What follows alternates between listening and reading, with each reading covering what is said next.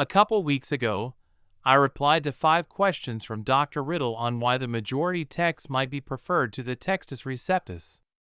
In the course of those questions, one of the thoughts that he brought up several times was that of the preserved, true text of the Greek New Testament.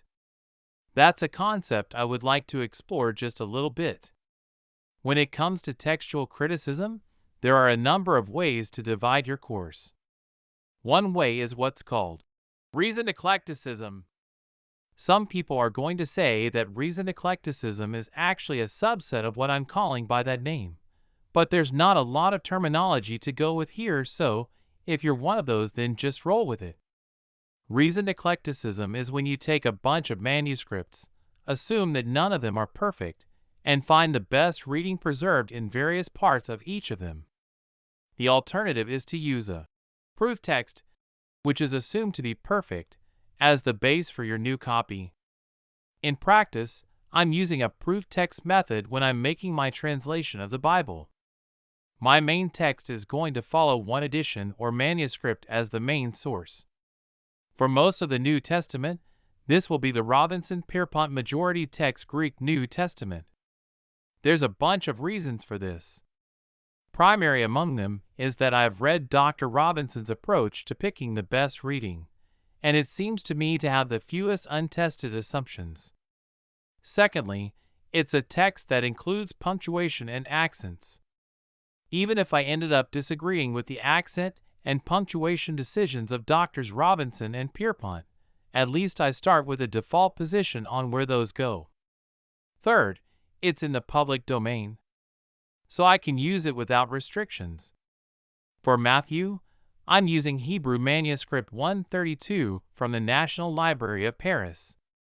I created a version of this text that has vowel points, and to which I intend to add cantillation marks. For Paul's letters and 1 Peter, I intend to use the Peshitta. For most of the Old Testament, I intend to use the online Leningrad Codex. For the 3rd chapter of Daniel, and most of the deuterocanonical books, I'm going to use the LXX. For Tobit, I'm using an Aramaic source. In many of these, there are going to be noted alternate readings. For the Greek New Testament, I've kept the Robinson-Pierpont notes on the differences between their text and the UBS text, and I intend to note those differences even in the books of the New Testament where I don't use the Greek. In Matthew, I've also noted where the majority of Hebrew manuscripts is different from the primary manuscript, and I'll note that as well. In the Old Testament, the scribes behind the Leningrad Codex included cure readings, and I'm going to note those. I'm also going to try to note places where the LXX reading is based on an alternate reading of the vowels. But this gets to a point I'm trying to make. Even though I'm using one source, there isn't any case where I actually think that the source I'm using is 100% accurate.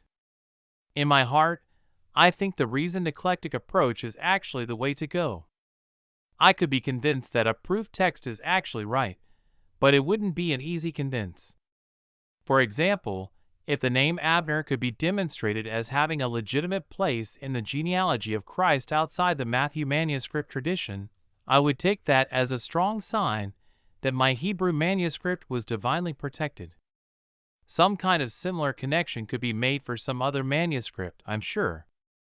The thing is, I'm not alone in preferring some kind of reasoned eclectic method. No edition of the Textus Receptus is a proof text edition all the way through.